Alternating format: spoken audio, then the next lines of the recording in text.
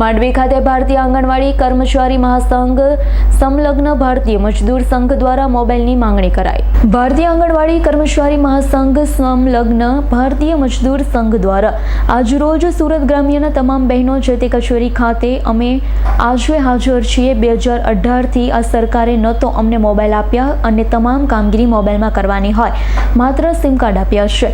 Sim card આપવાથી કોઈ પણ વ્યક્તિ પાસે બે મોબાઈલ રાખવા શક્ય નથી, કારણ કે 10,000ના માનદ વેતનમાં બે મોબાઈલ આજની મોંઘવારીમાં કોઈ પણ બહેનોને લેવા પરવડતા નથી। બીજું કે સરકારશ્રીના તમામ કામગીરી જો મોબાઈલમાં ઓનલાઈન કરાવી હોય, કેન્દ્ર સરકાર તરફથી પણ મંજૂરી મળી ગઈ છે, તો ગુજરાત સરકાર દ્વારા આજ દિવસ સુધી બહેનોને મોબાઈલ કેમ નથી આપી?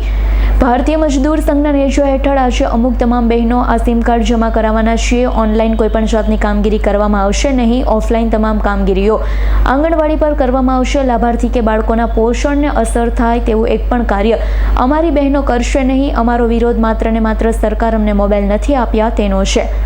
જ્યારે સરકાર તરફથી મોબાઈલ આપવામાં આવશે ત્યારે તમામ કામગીરી ફરીથી શરૂ કરવામાં આવશે। મારું નામ કૈલાસબેન મચાભાઈ ચૌધરી, તાલુકા માંડવી, ઘટક 1-2, જિલ્લા સંગઠન મંત્રી, ભારતીય મજદૂર સંઘ।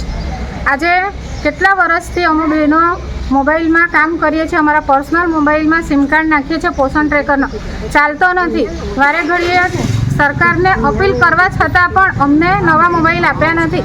કેન્દ્ર સરકારની મંજૂરી મળી ગઈ હોવા છતાં ગુજરાત સરકારે અમને મોબાઈલની વ્યવસ્થા પૂરી પાડી નથી ને એટલા માટે જ અમે આજે બધા જિલ્લામાં, આખા ગુજરાત રાજ્યના જિલ્લામાં દરેક તાલુકા લેવલે ICDSની કચેરીએ સિમ કાર્ડ આપવા માટે એકત્રિત થયેલા છે અને આજે અમે સિમ કાર્ડ જમા કરાવી દીધેલા છે। અહીંયા કોઈએ સ્વીકાર્યા નથી અમારા સિમ કાર્ડ, તે છતાં પણ અમે ઓફિસમાં ટેબલ પર મૂકીને આવી ગયા છે।